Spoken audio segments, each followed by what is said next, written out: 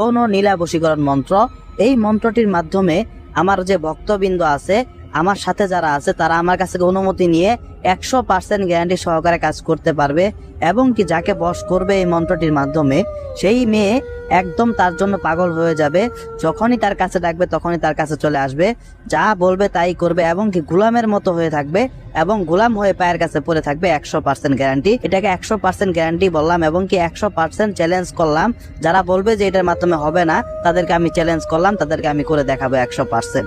তো প্রাণপ্রিয় ভক্তগণ, আজকে আমি যে মন্ত্রটি নিয়ে আপনাদের সামনে হাজির হয়েছি, ইনশাআল্লাহ এই ভিডিওতে এই মন্ত্রটির মাধ্যমে আপনারা ঠিক কিভাবে কাজ করবেন, কোন নিয়মে কাজ করবেন, এবং কি এই মন্ত্রটির মাধ্যমে কাজটি করার জন্য কি কি প্রয়োজন, ইনশাআল্লাহ আমি সুন্দরভাবে বলে দিব। ইনশাআল্লাহ আপনারা পুরো ভিডিওটা ধৈর্য সহকারে, মনোযোগ সহকারে দেখবেন, আমার প্রত্যেকটা কথা শুনবেন, শুনে বুঝে তারপরে কাজ করবেন। অবশ্যই কাজের ফলাফল পাবেন।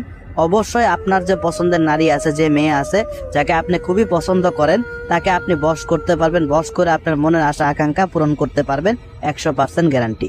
তো প্রাণপ্রিয় ভক্তগণ, আজকে আমি যে মন্ত্রটি নিয়ে আপনাদের সামনে হাজির হয়েছি, এই মন্ত্রটি আপনারা স্ক্রিনে দেখতে পারতেছেন। তো মন্ত্রটি আমি আপনাদেরকে একবার ভেঙে ভেঙে বলে দিই, মনোযোগ সহকারে শুনুন।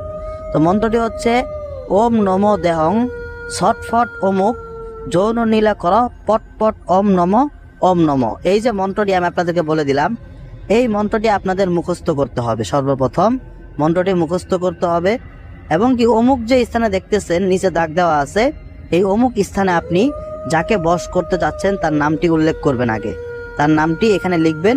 লেখার পর আপনারা এই মন্ত্রটি মুখস্থ করবেন। একদম মুখস্থ করার পর এই মন্ত্রটি আপনাদের সিদ্ধ করতে হবে। এই মন্ত্রটি সিদ্ধ করার জন্য আপনারা যে কোনো একটা নির্জন স্থান বেছে নেবেন, এবং কি সময়টি আপনারা নির্ধারণ করবেন ফজর নামাজের পরে। সময়টি ফজর নামাজের পরে নির্ধারণ করে যে কোনো একটি নির্জন স্থানে গিয়ে আপনারা এই মন্ত্রটি 301 বার পাঠ করবেন, এক দিনে এক দিলে এক মনে, পশ্চিম দিক হয়ে বসে। তাহলে এই মন্ত্রটি সিদ্ধ হবে 100%।